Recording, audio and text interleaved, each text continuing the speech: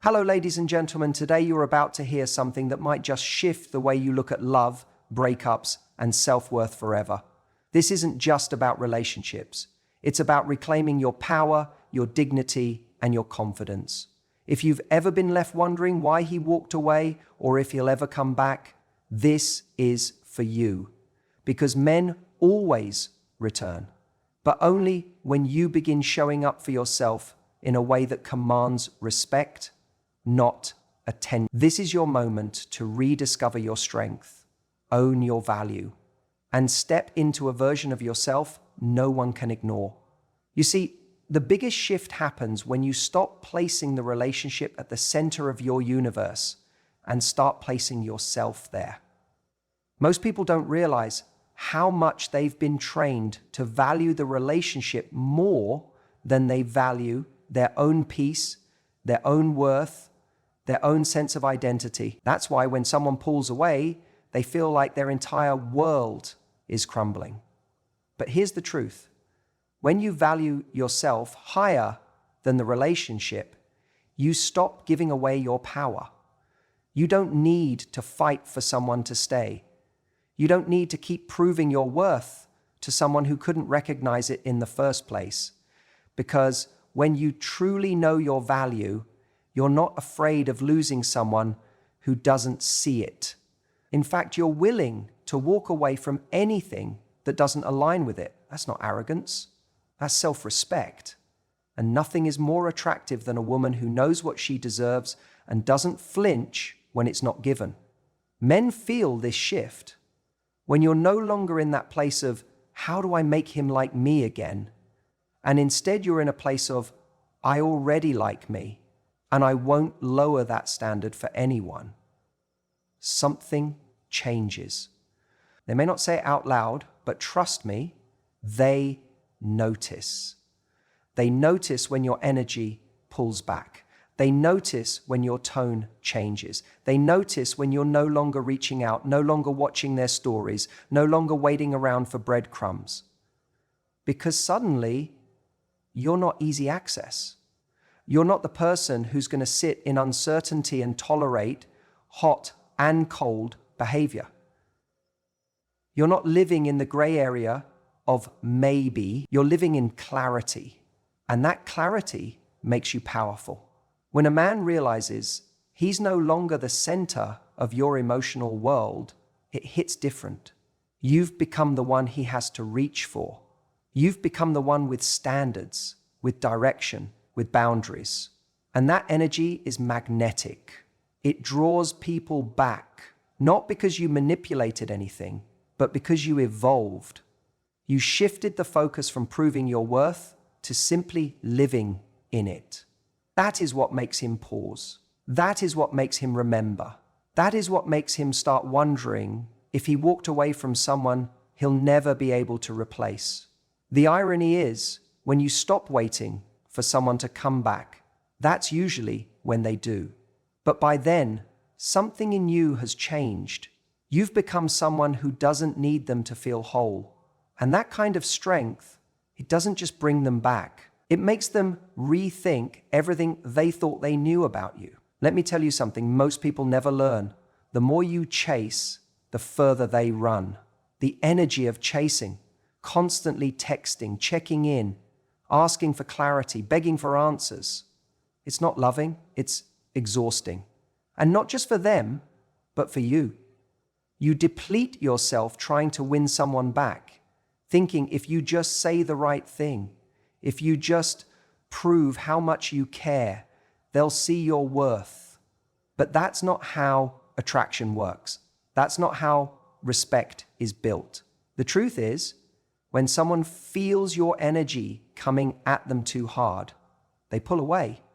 Not because they don't like you, but because you've removed the mystery.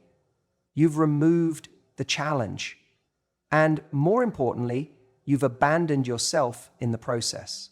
Instead of chasing, I want you to shift into something more powerful, elegance. That poised, calm, unbothered energy that says, I care, but I won't lose myself trying to prove it. You see, elegance isn't passive, it's intentional. It's a decision to rise above chaos, to maintain your dignity, even when everything in you wants to scream, "Why did you leave?" That decision to hold your ground, to sit in the discomfort without reaching out, that's power, that's grace. And that's exactly the energy that draws someone back to you. They're not used to that. They're used to being chased. They're used to people bending, breaking, begging. When you don't do that, when you calmly step back, focus on yourself, protect your peace, it shakes them. It shifts the dynamic. You go from being the one who needs reassurance to being the one they now have to win back. That is how the pendulum swings. Not through manipulation, not through games, but through self-respect. Through choosing silence when you'd rather send a paragraph. Through holding your head high when you'd rather fall apart. And it's not easy. I'm not saying it won't hurt. I'm not saying you won't have moments where your fingers hover over the keyboard or you replay every conversation in your head. But those moments are your training ground. That's where you become the person who no longer chases, but who attracts. Because when your energy becomes less about getting a response and more about protecting your peace, you radiate something that can't be faked, something rare, something unforgettable. That elegance you step into, he feels it. He notices the calm in your silence, the confidence in your distance. And suddenly, you're not just another woman hoping he comes back. You're the one who didn't flinch, who didn't beg, who didn't crumble. And that's what sticks with him. That's what makes him question his decision. When you replace chasing with elegance, you don't just get your power back. You become the person who never had to chase in the first place. There's a moment after someone pulls away where your emotions feel like they're in the driver's seat. You feel panic, rejection, confusion, this desperate urge to do something, to get clarity, to fight for closure, to say just one more thing that might change their mind. And it's in that moment where most people make the mistake of reacting. They lash out, they cry in messages, they over-explain, they pour out their heart, thinking maybe this time it will be heard. But here's the hard truth. When you lead with your emotions in that state, you're giving your power away. Every time. The ability to sit with your emotions instead of acting on them, that is real strength. That is where self-respect is born. Because let's be honest, reacting immediately feels good in the moment, but it rarely gets you the outcome you want. It pushes them further. It gives them even more certainty that walking away was the right decision. Not because you're too much, but because your emotions confirm the imbalance. They confirm that your world revolves around their validation. But imagine the opposite for a second. Imagine they ghosted you, they pulled away, and instead of blowing up their phone, you went quiet. Not cold, not angry, just calm. You didn't chase, you didn't break down, you showed emotional control. That's when the dynamic flipped. That's when you go from being the person who's been left behind to the person they underestimated. Because emotional control isn't about pretending you don't care. It's not about being fake or playing games. It's about being grounded enough in your worth that you don't let someone else's inconsistency dictate your emotional state. When they expect to break down and instead get silence, it disorients them. It forces them to reflect. It opens a space where they have to question what just happened. People remember how you made them feel, but they also remember how you responded when you were hurt. And if you can hold yourself with composure, even while your heart is aching, that's unforgettable. That's the kind of energy that stays with someone, because most people react. Very few rise above it. That's what you want to become. The person who doesn't send impulsive messages at 2 a.m., the person who pauses before responding, the person who feels everything deeply but still chooses grace over chaos. And that doesn't mean you suppress what you feel. It means you process it with intention. You give yourself the dignity of space and the gift of silence before making decisions. And in that space, they start to notice the gap. They start to notice your absence, your silence, your lack of neediness. And that, more than anything, is what draws them back. Not your pleading, not your pain, but your ability to stand in it without losing yourself. One of the most powerful things you can do after a breakup, or even in the quiet space where someone pulls away, is to start building a life that doesn't revolve around them. And I don't just mean going out with friends once or twice to distract yourself. I mean really stepping into the version of you that you may have forgotten while you were so focused on the relationship. It's easy to lose parts of yourself when you're always pouring into someone else. Your passions take a backseat, your routines get interrupted, even your confidence becomes tied to how much attention or affection you're receiving.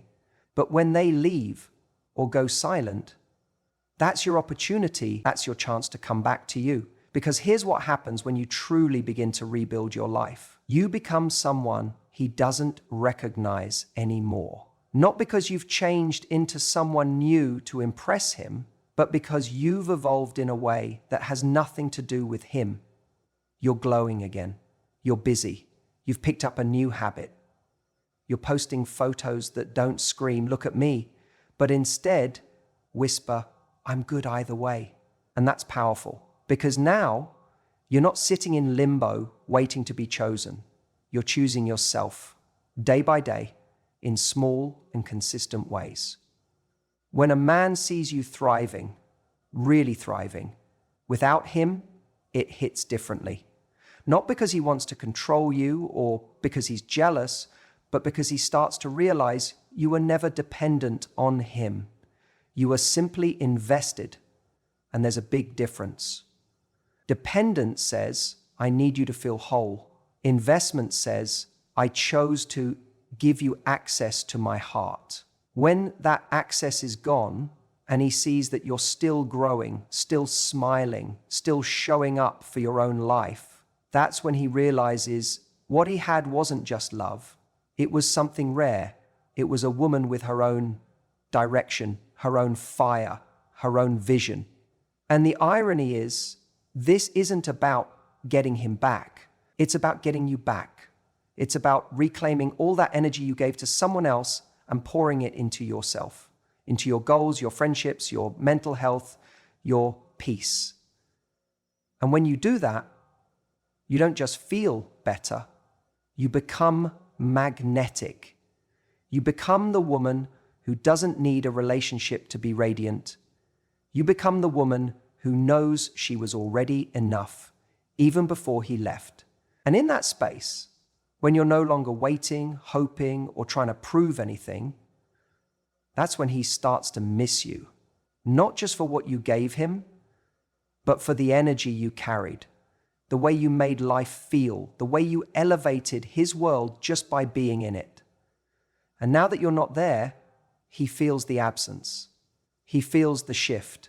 Because nothing makes a man question his decisions more than seeing you become the best version of yourself without needing him to be part of it. There's something you need to understand about human nature, especially when it comes to attraction. People don't chase what feels guaranteed. They don't value what feels overly available. And that's not about playing games. That's about psychology. The moment someone senses you're always going to be there no matter how they treat you, they stop trying. They stop showing up. Because why would they invest deeply in something they believe they can always return to without consequence? This is where so many people go wrong. They think being available all the time is a sign of love. That saying yes to every late night text, keeping their schedule open just in case he calls, or forgiving again and again will somehow prove They're worthy of being chosen. But it doesn't work that way. It actually does the opposite. It tells him that he doesn't have to try. It tells him that your presence is a gift. Now think about the opposite. Think about what happens when you shift that energy, when you become just a little harder to reach, when you stop being the first to initiate, when you no longer respond within seconds, or rearrange your life around someone who's been inconsistent. It creates space. And in that space, something powerful happens. He starts to feel your absence. He starts to question your availability. And that's when the value of your presence increases. Scarcity doesn't mean being cold or distant for the sake of it. It means recognizing your worth to the point where you stop making yourself too easy to access. It's about understanding that your time, your attention, your emotional availability, those things are precious. They're not to be handed out to someone who hasn't earned them or who takes them for granted. When you radiate that kind of energy, you naturally become more compelling. Because now, he doesn't know if he still has you. He can't predict your next move. He's not sure if that door is still open. And that uncertainty makes him pay attention. You see, the version of you who was always there, always answering, always forgiving, always hoping, made him comfortable. And comfort doesn't create urgency. Scarcity does. When he senses he might have actually lost you, that he might have pushed too far, that maybe someone else now has your attention, that's when his instincts shift from, I can have her whenever I want, to I might have made a huge mistake. But here's the best part. You don't need to fake any of this. You don't need to pretend to be unavailable or force distance. All you need to do is live your life in a way that doesn't pause for someone who isn't showing up for you. That kind of energy doesn't just make them miss you, it makes them realize they never truly saw your worth until it was no longer theirs to claim. Sometimes, the most powerful move you can make is the one that feels the hardest. Saying nothing at all. Silence after a breakup, after being ignored, after being left wondering, is not weakness. It's not giving up. It's a conscious decision to stop trying to control someone else's response and start controlling your own. And believe me, silence speaks volumes. It forces them to sit with the consequences of their actions. It takes away the emotional safety net they had, in your words, your reassurance, your presence. We often think we need to explain ourselves, to send that final message, to get clarity, to find closure. But the truth is, every time you reach out, you give them comfort. You remind them that they still have your attention, that they still affect you.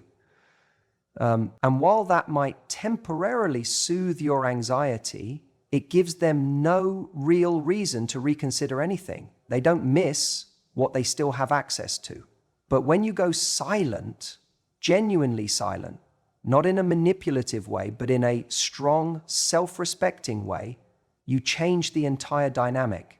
Suddenly, there's nothing left for them to react to. No energy to feed off. No emotional reaction to hold on to. And that silence? It's not empty. It's loud. It echoes. It lingers. It makes them sit with themselves, with the questions, with the doubt, with the space you used to fill. He starts to wonder, have you moved on? Are you done trying? Did he go too far this time? That's the power of your absence. It's not cold, it's clear. It's the kind of silence that doesn't scream, but it does say, I'm done making the effort for someone who won't meet me halfway. And this isn't about getting revenge or making someone feel bad. It's about reclaiming your peace. When you remove yourself from a conversation where you're the only one speaking, you get your clarity back. You stop negotiating with someone's potential and start honoring your own reality. Because silence isn't just the absence of words, it's the presence of strength. And when he finally notices the shift, when he realizes you're no longer waiting, no longer hoping, no longer holding space for someone who walked away, that's when it hits. Not because you begged, not because you explained, but because you didn't. You walked away with dignity.